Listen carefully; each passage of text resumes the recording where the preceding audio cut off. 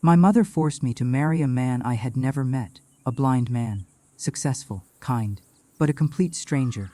The wedding dress didn't belong to me. The name on the invitation wasn't mine. Even the vows I was supposed to say weren't written for me. I was just a replacement, a voice, a shadow. But what I didn't expect was that I'd fall for him. And what shook me even more was realizing that he had known the truth. From the beginning, he couldn't see me, not with his eyes, but somehow he saw me clearer than anyone else ever had. This isn't a story about revenge, or betrayal, or scandal. It's a story about a girl who once lived under someone else's name, and finally found her own. If you've ever felt like you had to pretend to be someone else just to be loved, please stay. This story is for you. It begins with a wedding dress that was never mine. The wedding dress that wasn't mine. I stood in front of the mirror. The wedding dress wrapped around me tightly. Delicate lace sleeves, a fitted waist, a veil I never asked for. It didn't belong to me. It belonged to my sister, Rachel. She was the chosen one, the daughter everyone planned around. 3 days before the wedding, she disappeared. All she left was a note. I can't do this. I'm sorry. And I, Emily, was dragged into her place. No warning, no choice. My mother grabbed my arm, her voice sharp and cold. Rachel isn't coming. You have to take her place. Just a few months. Sign the papers. Play the part, then you can leave. And we won't lose everything. I swallowed hard. Not because I agreed, but because I didn't know who I was anymore. My mother stood behind me, fastened a diamond necklace around my neck. It felt more like a chain than a gift. She didn't say, "Thank you." She didn't say, "I'm sorry." Only this, "Your voice sounds like hers. Just do what you're told." I looked into the mirror. The girl staring back at me wasn't me. Not Rachel, not Emily, just a shadow wrapped in silk. And that's how it began. A wedding planned for someone else, a future I never chose, and a man I had never met. The man who couldn't see me, but heard me clearer than anyone else. His name was Nathan Harper, 31 years old, founder of Harmony Touch, a music therapy center for children with sensory disabilities. He wasn't a businessman in the way people expected. He didn't chase profits. He didn't chase praise. But the parents called him the sound of hope. 3 years ago, a car accident took his sight. He lost everything he used to rely on, except his ability to feel, to listen, to remember. I didn't know him, and he didn't know me. Rachel was supposed to marry him, but she left, and I, Emily, was told to take her place. My mother said, "He can't see anyway. Your voice is close enough. Just don't mess it up." And so it began, a daily performance, a borrowed voice, a secondhand identity. At first I only spoke to him over the phone. Rachel didn't like speaking to blind people. "It throws me off," she said. So I answered his calls, read her emails, laughed like her, mimicked her tone, even wore her perfume. I told myself it was temporary, that I'd pull back when the wedding was over, that I wouldn't get involved. But Nathan had a way of listening. That made you feel like you were the only voice in the world. He asked questions no one had ever asked me, like, "Do you ever stop and just listen to running water over stone?" At first, I didn't know how to answer, because no one had ever cared if I had. Then I started telling him things Rachel never would. About lavender, about quiet afternoons, about piano notes on rainy days. I didn't know if he noticed that the voice on the line wasn't the woman he thought he was marrying. But he never interrupted, never doubted, never rushed. He just listened, as if every breath I took deserved to be heard. He told me about his work, the sound maps he helped blind children create, a silent piano that vibrated through the fingertips, tools that made music touchable. The more he spoke, the more I forgot I was pretending. And the more I spoke, the more I wished I wasn't. I started wondering, what if he found out? What if he knew I wasn't Rachel? Would he hate me? Would he feel betrayed? Would everything I said become a lie? But the scariest thought was this. What if he had already figured it out and kept listening anyway? A wedding meant for someone else, and a hand that held mine like it never mistook me. Grace Hill Church, 9 a.m. Stained glass windows casting soft colors on the marble floor. The wedding dress fit perfectly, every fold, every seam, pressed, elegant, and suffocating. My mother clipped the last piece of jewelry around my neck, a diamond necklace, cold, Heavy, it felt like a lock. She didn't speak, didn't smile, just left the room, like her part of the transaction was complete. I stood alone in the dressing room, distant organ music echoing faintly from the chapel. It sounded like a dream, or a warning. I couldn't tell the difference anymore. The doors opened, and I saw it, the long aisle, the white flowers, the perfect symmetry. At the end stood Nathan, in a black suit still, eyes closed, like he was listening to something no one else could hear. I started walking, slowly, carefully. Each step felt like a drop into something deeper than I could climb out of. I told myself, just reach the altar, sign the paper, disappear. But when I was just a few steps away from him, I paused, only for a second. But it was enough. My heart was pounding, and I saw him slightly tilt his head, as if he heard it too. He reached out his hand, no hesitation, no words, just waiting. I placed my hand into his. His grip was gentle, not firm, but steady, like he wasn't trying to hold on to me, but trying to say, I know you're here. I turned toward him as the officiant asked, do you take this man? I do, I answered, not for Rachel, not for the arrangement, but for something unnamed inside me. Applause echoed through the cathedral. Flashbulbs burst from behind phones. The world clapped. But I heard none of it. All I felt was his hand, still holding mine, still quiet, still certain. And in that moment, I knew he might have known all along, but he never said it. He never exposed me, never made me feel ashamed. He just stood there, holding my hand, as if he'd been waiting for me to hold it back. A silent marriage, and a man who heard the truth in my heartbeat. The limousine moved slowly through the city, skyscrapers fading behind us. Everything outside the window turned into a blur. I sat beside Nathan, not touching, not speaking. A space between us held the weight of everything unspoken. He leaned back in his seat, eyes closed, breathing steady, like he was listening to something no one else could hear. The wedding dress still smelled like Rachel's perfume. Too strong, too floral. It didn't smell like me.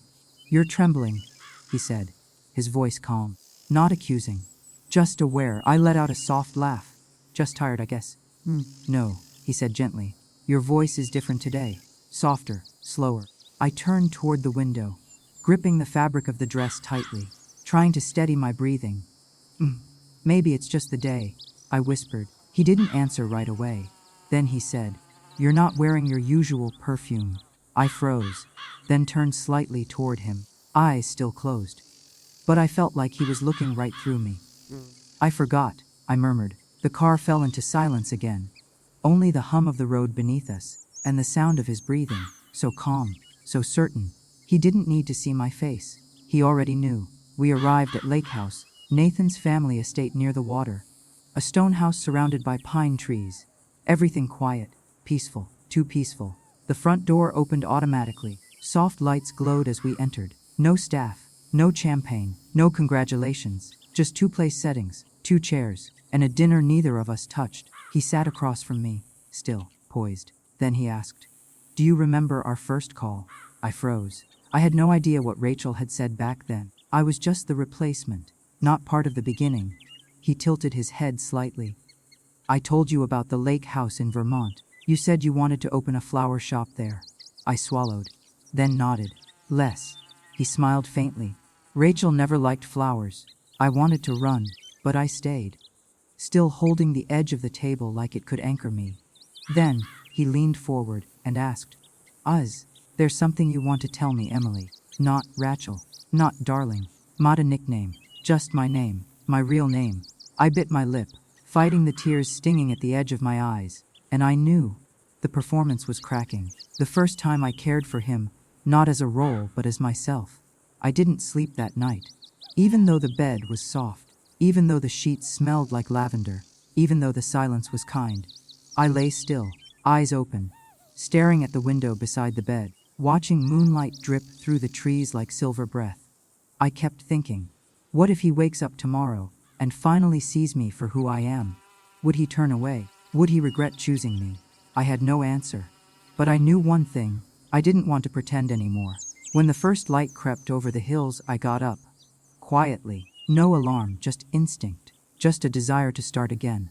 The kitchen was still, empty, cold tiles under my bare feet. I reached for the tea leaves Nathan liked, Black, no flavors. No sugar, just a thin slice of lemon. The water had to be exactly 180 degrees. Not boiling. Not lukewarm. Just right. I made the tea slowly, measuring, breathing. Not like someone following instructions, but like someone remembering how to care. I placed the cup on a small wooden tray.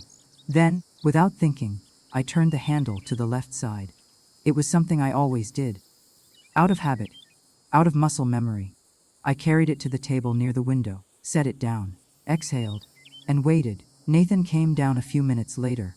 His hair was still damp, shirt half buttoned, hand trailing lightly along the railing. "Good morning," I said, my voice a little hoarse, a little real. He tilted his head. "You've been up a while." I nodded, then remembered. He couldn't see it. "I woke early," I said. The light was soft. He moved toward the table, found the tray, felt the handle, and paused. "You placed it on the left." He said it like a passing thought, like it didn't matter. But it did. I froze. Then quietly answered, "I thought that's your dominant side." He didn't reply right away. He just lifted the cup, took a slow sip, and said, "Rachel never noticed that." I clasped my hands in my lap, fingers cold, heart loud. He didn't accuse me, didn't demand an explanation, didn't need one. He already knew. And strangely, I didn't feel afraid anymore. I stepped into a room no one dared to touch, and he knew I wasn't her. I didn't leave after the wedding. I didn't pack a suitcase. Didn't sneak away like Rachel did. I stayed.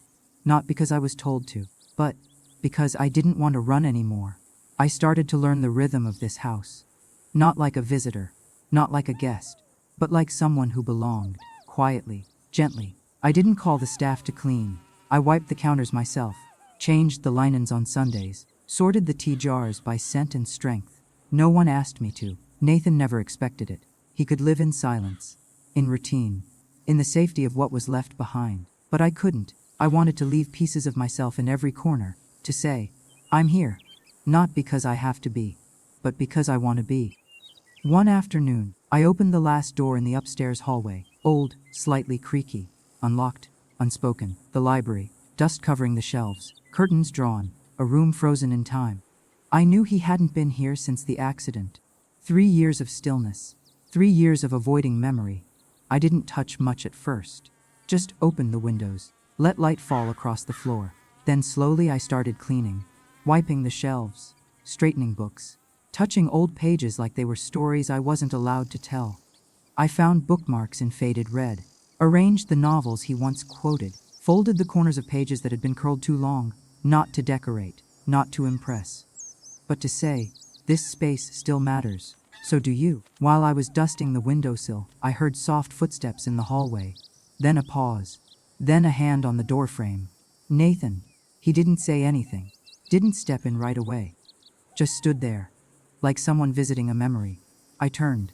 He reached out, fingers trailing the edge of the doorway, his eyes still closed, but his voice, very clear. "Rachel never came in here." I didn't speak, just returned to the shelf, held the spine of a book gently, waited. He stepped inside slowly, as if afraid to disturb the quiet, or the grief still lingering in the air. His hand slid along the table, found the old desk, then whispered. I thought no one would ever walk into this room again. I looked up, met his voice, and said, "I thought maybe it would feel a little more like home if it wasn't covered in dust." He didn't answer, but I saw his fingers tighten slightly around the back of the chair, like he was holding on to something he hadn't dared to hold in years. I didn't lead him by the hand, I led him with my heartbeat. The next morning, the sky was soft with early sun. Not bright, not cloudy, just that golden kind of quiet. The kind that waits for someone to step into it. I had just finished steeping tea when I saw Nathan standing on the back porch, his hand resting on the wooden railing, face tilted upward, listening. I walked to his side, said nothing, just stood with him, breathing in the hush. After a while, I whispered, "It's beautiful today. Would you like to walk in the garden?" He turned his head slightly.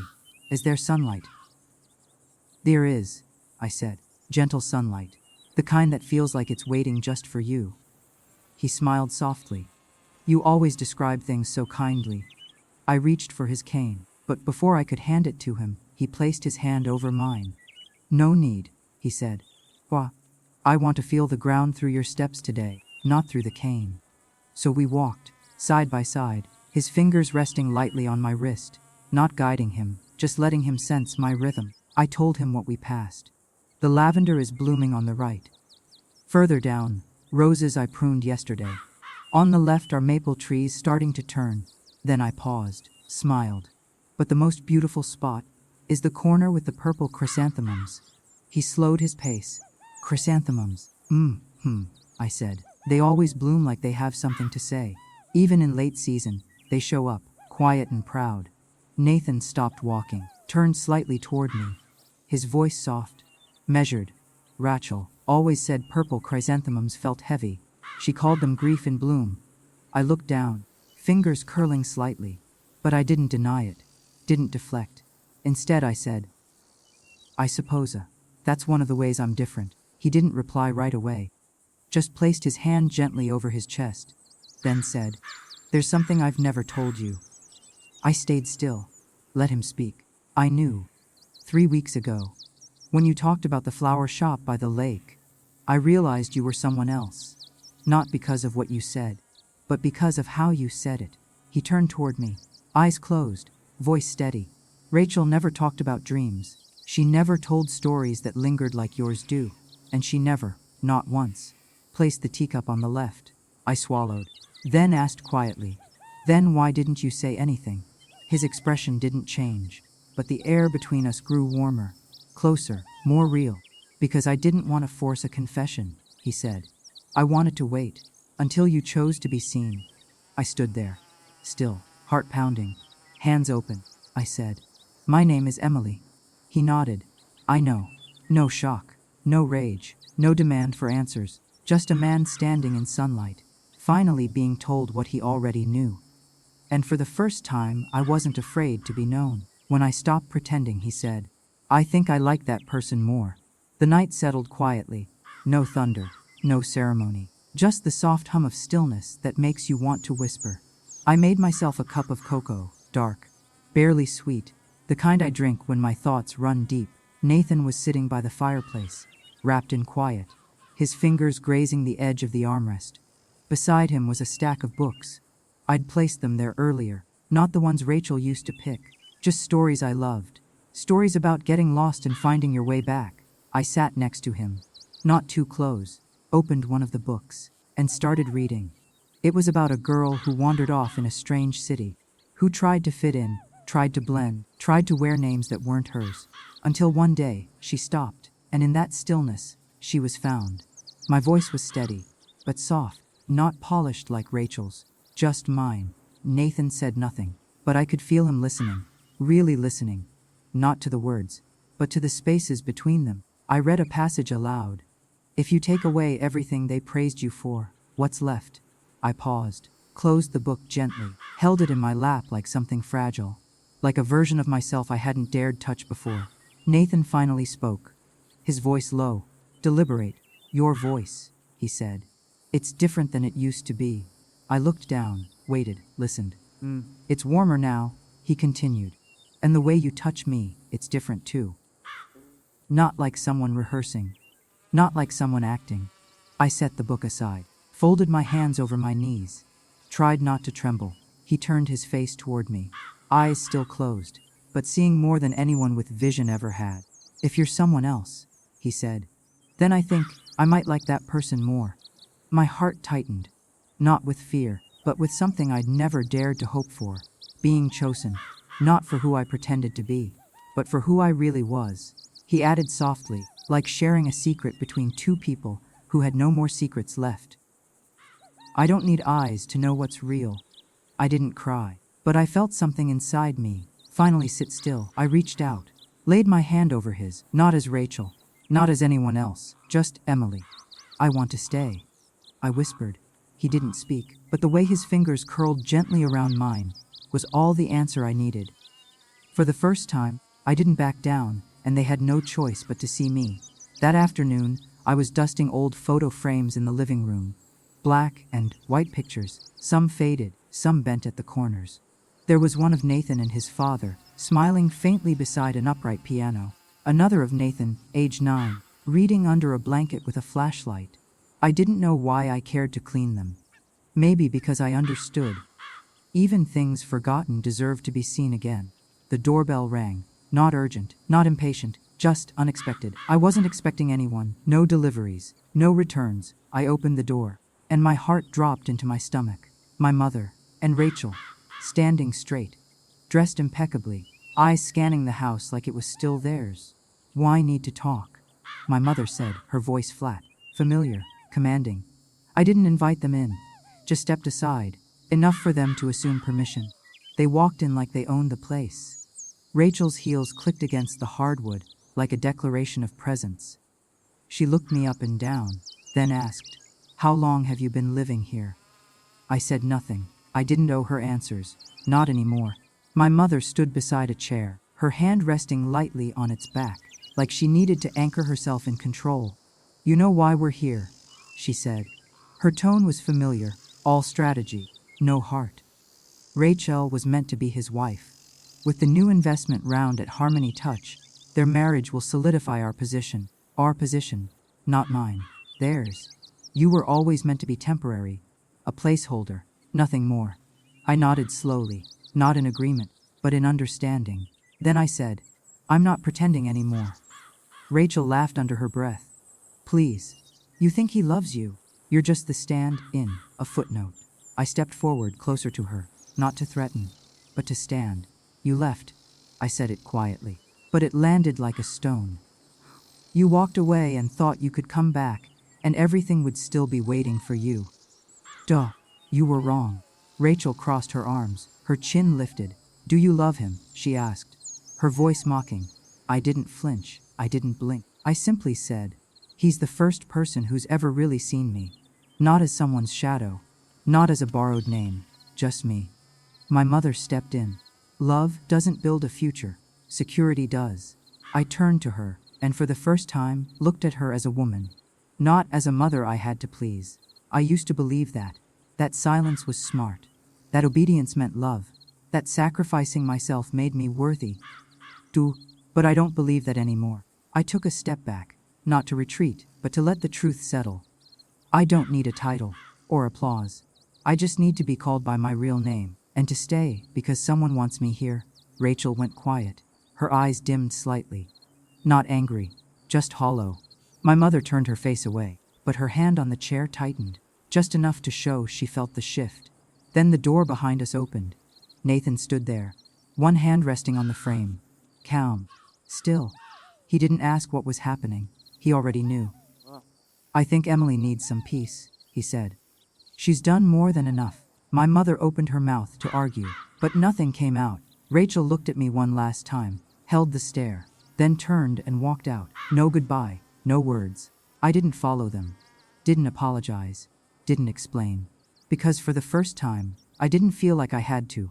He said, "I knew from the beginning." And I realized, love doesn't need to ask for the truth, only wait for it. That evening, Nathan asked if I wanted to walk around the lake. We said nothing for a while, just walked, step by step, among the leaves, under the trees, by the water that held all our reflections, even the ones we didn't dare look at. He rested his fingers lightly on my wrist again. No cane, no distance, just trust, and rhythm, and a silence that didn't feel heavy anymore. My heart had calmed, but my thoughts still stirred, not from fear, but from finally feeling safe. After a while, he spoke. "Emily," he said. I knew. I stopped walking, not from shock, just to breathe, to take in the moment I'd been avoiding. "Since when?" I asked. He smiled softly, tilted his head. "The first time you made tea, and left the handle facing left. When you read slower than Rachel. When you described things with colors instead of facts. When you talked about the flower shop, and didn't try to sound impressive." We stopped near a bench under the red maple. He touched the edge of it gently, then sat down. I followed, hands trembling, but not from shame anymore. From relief. "Why didn't you say anything?" I whispered. His voice was quiet, but steady. "Because I didn't want to force the truth out of you. I wanted you to offer it. When it felt safe enough to do so. I needed to know. Were you here out of obligation, out of fear, or because you chose to be?" I looked out across the lake. The water was still, like glass. Then I said, "At first, I didn't plan to stay. I was only ever meant to fill in, to keep things from falling apart. But then I saw you, not the successful blind man, not the name my family whispered like a business deal. I saw someone who lived in silence, but never quietly, someone who heard better than anyone who ever looked at me." Nathan didn't speak, just turned his head toward me, waiting, open, soft. "I lied to you," I said. "My voice, my name, my place in your life.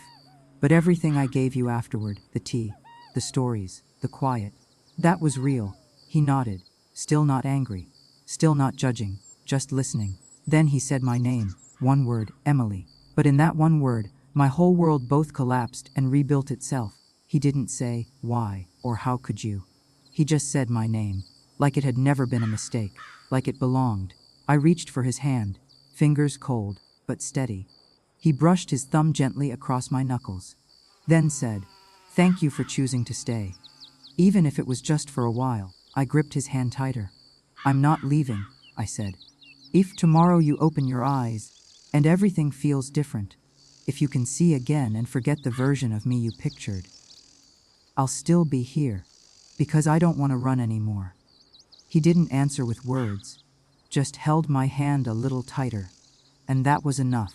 1 year later, where light doesn't come from the eyes, but from trust. Early morning, mist floating over the lake like a memory that refused to disappear. The benches were arranged in a quiet circle. In the middle stood an old piano, polished, worn, and full of stories. Nathan sat at the keys, not in a suit, not behind a desk, just in a simple white shirt, sleeves rolled, fingers dancing softly like wind over water. 6 students sat around him, some young, some older, all blind. Each had their own reason for being here. But what they shared was the silence they were learning to listen through. I stood by the window, holding a warm cup of tea, lavender-scented, calm. Nathan didn't teach music the usual way. No notes, no scales, just questions, just stories. He'd say, "What color do you feel when you hear this?" And the answers would come, different, but all true. I taught orientation, sound mapping, wind, reading, step counting. I'd tell the new students, nothing is useless if it helps you find your way. Though we called this place Horizon Center, Nathan chose the name. He once said, "Even if we can't see the horizon, we still deserve to walk toward it." No titles, no plaques, just a cabin by the lake, a circle of wooden chairs, and people learning to live without pretending. At night, we sat on the porch, drank tea, listened to wind through the trees. Sometimes we spoke, sometimes we didn't. The silence didn't need to be filled anymore. It was safe now. Once, I asked him, "Do you regret giving up everything?" He looked at the lake, then quietly said, "I used to live in so much noise and never heard the one thing that mattered." I nodded, because I knew he wasn't just talking about work. He was talking about me. We no longer mentioned Rachel or my mother, not out of anger, but because some things simply didn't belong in this chapter. People change, paths shift, and sometimes the best thing we can do is forgive quietly and move forward. One misty morning, I heard the piano again. Nathan was playing his unnamed melody, the one he only played on days that mattered. I didn't enter right away, just stood in the doorway, listening, breathing. When he finished, he turned toward me. Didn't need to see. He already knew I was there. "I'm writing the final part," he said. "For the song?" I asked. "For everything," he replied. "The life before, the life now, and for you." I sat beside him, placed my hand gently on the keys, didn't press, just rested, felt the warmth from his fingers. We kept writing it together, not with paper, not with ink, but with each quiet morning, each laugh from a student, each shared silence that asked for nothing more than honesty. Sometimes, I still think about the name I once borrowed, the life I almost disappeared into. But then Nathan calls me, Emily, and I remember who I am, who I've always been. Chosen, sin enough,